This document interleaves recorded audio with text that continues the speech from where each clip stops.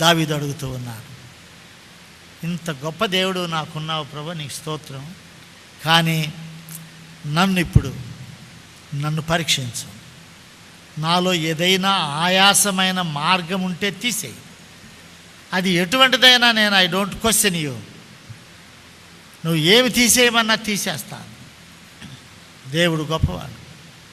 ఆయన నిబంధన మందసం ముందు దావీదు నాట్యం చేస్తూ ఉంటే ఆయన పై బట్ట కొంచెం తొలగినప్పుడు ఆయన భార్య సౌలు కుమార్తె చూసి, నువ్వేంటి భిక్షగాడిలాగా వీధిలో నిబంధన మందసం ముందు బట్ట తొలగిపోవడం కూడా తెలియకుండా నాట్యం చేస్తూ ఉన్నావు ఏంటి అంటే, ఓసి పిచ్చిదానా, నీ తండ్రి సింహాసనమును, నీ తండ్రి రాజ్యమును, నిన్ను నాకు భార్యగా ఇచ్చిన దేవునికి ఎలా ఉంటే పిచ్చివాడిని అయితేనేమి భిక్షగాడిని అయితేనేమి, I will honour my God అంటే ఆవిడ దావీదుని గురించి అలా మనసులో అనుకున్నందుకు దేవుడు ఆమె గర్భమును మూసివేశాడు.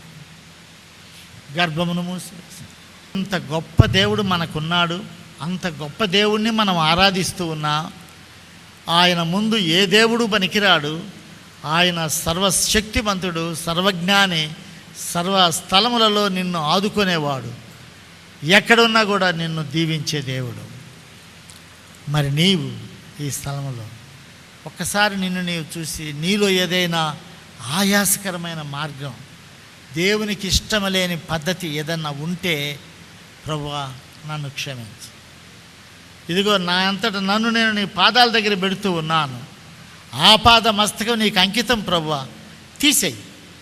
ఎక్కడ నా దేహంలో ఎక్కడ నీకు ఇష్టం లేనిది ఉందో తీసేయి, తొలగించు అని ప్రభు కోరుకుంటూ ఉన్నాను.